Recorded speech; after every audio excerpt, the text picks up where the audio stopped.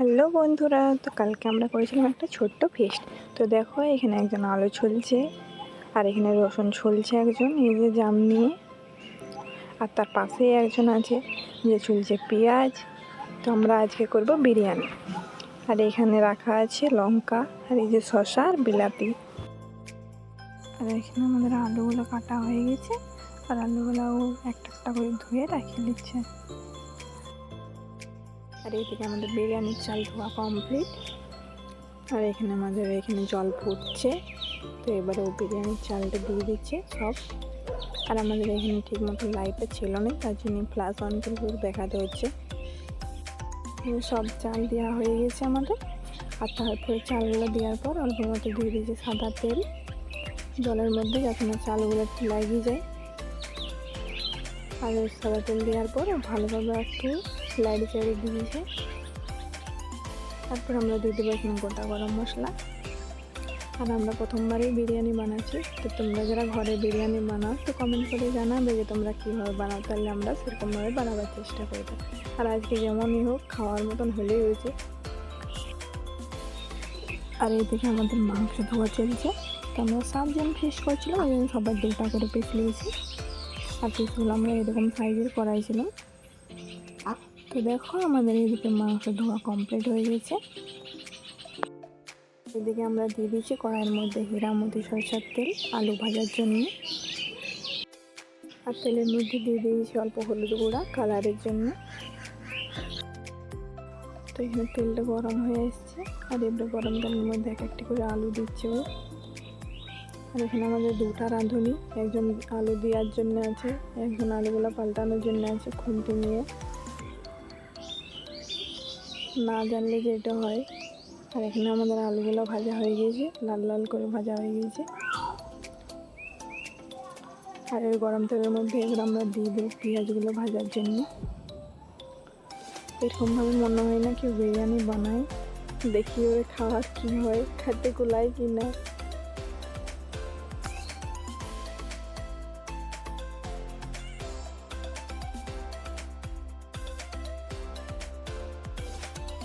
এখানে আমরা আরেকবার পেঁয়াজ ভাজার জন্য দিয়ে দিয়েছি। আর এখানে তার মধ্যে দিয়ে দিয়েছি আমরা মাংসগুলো। তো এই দেখো মাংসগুলো একে একে দিয়ে দিয়েছি। আর এটা দেখে তো মনে হচ্ছে না যে বিরিয়ানি হবে, এই লাস্টে মাংস ঝোলে যাবে। এরকমভাবে কি কেউ কখনো চিকেন ভাজে? তোমরা বলবে এরকমভাবে কখনো ভাজিয়েছো কি না। আর এই দেখো এক গাদা দিয়ে দিয়েছি কাঁচা লঙ্কা। এবারে তো এটা মনে হচ্ছে না কোনো দিক থেকে যে এটা বিরিয়ানির মাংস। এখানে বিলাতি কাটা আছে আমাদের মাংসতে দেওয়ার জন্য। আর কোনো দিক থেকে আর এটা বিরিয়ানির মাংস রইল নয়, এটা আমাদের মাংসের ঝোল হয়ে যাবে। আর বিরিয়ানি দিয়ে এটা ভাতগুলো আছে, সবাই ভাত খাইলেও আমরা। তো সব বিলাতিগুলো একে একে দিয়ে দিল মাংসের মধ্যে। আর বিলাতিগুলো দিয়ে মাংসটা অল্প লাড়ি চাড়িয়ে নিচ্ছে। তো হাঁড়ি থেকেও সব ভাতগুলো বার করে নিয়েছে একটা থালাতে। তো এখানে আমাদের ফাইনালি ভাত ঢালা কমপ্লিট। এবারে প্রথমে দিয়ে দিয়েছে হাঁড়িতে মাংসের ঝোল, তার উপরে ভাত। এটা সবাই দেখে বলবে যে এটা ভাত আর মাংসের ঝোল হয়ে গেছে, কিন্তু শেষ পর্যন্ত আমাদের ভালো বিরিয়ানি হবে এটা দেখে মনে হচ্ছে। তো ভালোভাবে ও ভাতগুলো দিয়ে দিচ্ছে হাঁড়িতে। আর ভাতগুলো দেওয়ার পর এখানে দিয়ে দিয়েছে ভেজে রাখা পেঁয়াজ ভাজা দিয়ে দেওয়ার পর দিচ্ছে এখানে আলু কাটাগুলো ভেজে রাখা।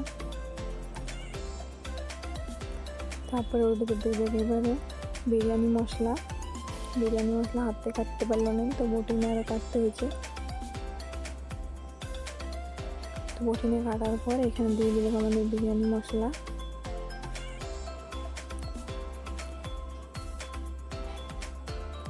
তারপরে এখানে দিয়ে দেবো শাহি গরম মশলা, অল্প মতো গোলাপ জল,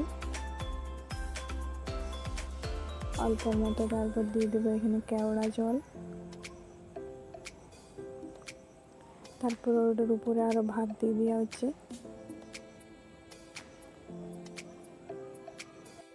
তো ভাতগুলো দেওয়ার পরে এখানেও একটা করে মাংসের ঝোল চারিদিকে দিয়ে দিচ্ছে। আর আমরা তারপরে বিরিয়ানিটা দিয়েছিলাম গরম করতে, ওগুলো কিছু ভিডিও করা হয়নি। কারণ আমাদের খাবার খেতে খেতে বেজে গিয়েছিলো 12টা। তো এই যে দেখো আমাদের বিরিয়ানি এখানে কমপ্লিট, আর বিরিয়ানি দেখতেও যেমন হয়েছিলো খেতেও ভালোই হয়েছিলো। তো আমার যদি ভিডিও ভালো লাগে ভিডিও লাইক করে দেবে, সাবস্ক্রাইব করে দেবে চ্যানেলটাকে। Thank you.